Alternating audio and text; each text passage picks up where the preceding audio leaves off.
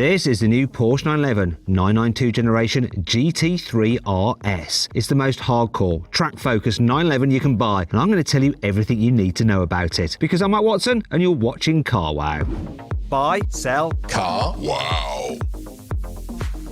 The normal Porsche 911 is an incredible car, but it looks a bit tame, a bit sensible. Well, no one's going to call the new GT3 RS sensible, are they? It looks like someone took Porsche's new 911 GT3R, peeled off the sponsor logos and bolted on some number plates. The front bumper is similar to the normal GT3, but it's lower, wider and has a new front splitter. The bonnet vents are even bigger than on the GT3. Now, they remind me of an angry gorilla with flared nostrils. You'll spot loads of other changes when you look at the GT3 RS from the side. The air vents above the front wheels are bigger and more aggressive than on the old car, and the red graphics are a nod to the old 997 GT3 RS. Another cool feature is the massive crease in the door that was inspired by road-going versions of the 911 GT1 Le Mans car from the 1990s. The most extreme angle of the new GT3 RS is definitely from behind. It has a similar diffuser to the standard GT3, as well as dual-center exhaust that you get on all Porsche GT cars. But that rear wing is just on another level. Literally. It's taller than the car's roof. I'll tell you more about that in a bit, along with all the other insane aero features on this new car. But first, what do you think of this car's design? Do you prefer it to something like a McLaren 600 LT, or do you rather have a Lamborghini Huracan STO? I'll put a pinned comment below so you can have a vote on which car is your favourite.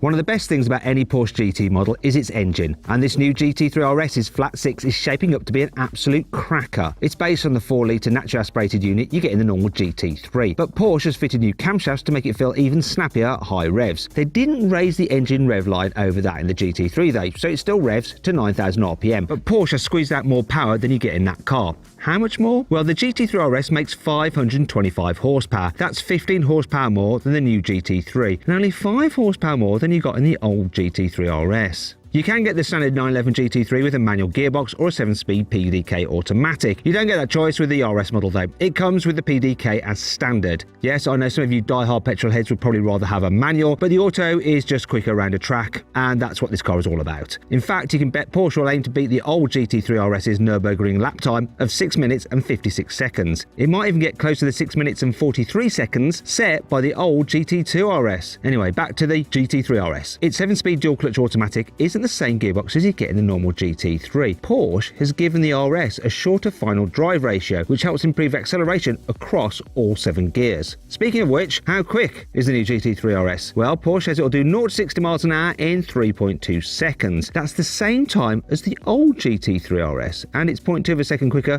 than the standard GT3. The thing is, Porsche tends to fib about these numbers. These cars are usually much quicker. Just check out the 0 to 60 time I got from the new GT3.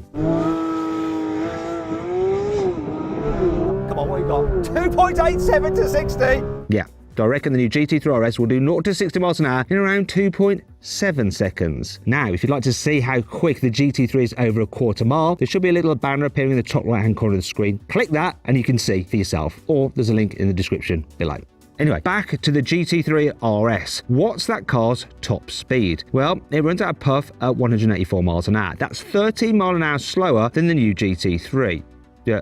How does that work? Well, it's the new gearbox ratios. That's part of the reason. But the aerodynamics also play a part. You see, this new GT3 RS is all about downforce and cornering speeds. This means it has a much bigger splitter than the normal GT3, and Porsche has redesigned the car's radiator to help make more use of the air that flows under the bonnet. There's actually no luggage space under there anymore. Instead, you get 2 massive vents that direct hot air up through the bonnet and around the car's cabin. Other intakes in the bumper shove air behind the car's LED headlights. Then it gets accelerated over special tear-shaped suspension control arms, just like the ones on a Formula 1 car. These help give the GT3 RS an extra 40 kilograms of front downforce when you max it out. This isn't the only hidden aero trickery on the RS. There's a lot going on underneath the car as well. Porsche hasn't shown any photos yet, but here's Porsche's director of GT models, Andreas Prauninger, to explain.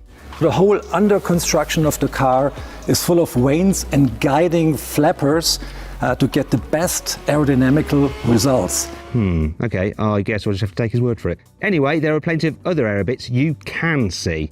2 vertical fins on the roof help direct hot air from the bonnet vents away from the air intakes behind the rear windscreen. Yep, this means the huge intakes behind the doors don't feed air into the engine like on a 911 Turbo S. They actually guide air through the rear wheel wells and blow it out through the vents in the rear bumper. The biggest feature is obviously the huge rear wing. It's taller, wider and thicker than anything Porsche has ever put on a road-going 911 before. It helps the RS produce 860 kilograms of total downforce at 177 miles an hour. That's double the amount of downforce you got with the old GT3 RS and 3 times more downforce than you get with the new GT3. Actually, if you want to see how those two cars compare in a quarter-mile drag race, once again, there's a little banner popping out in the top right-hand corner of the screen. Click on that, you can watch the video. There's also a link in the description below if you don't see the banner.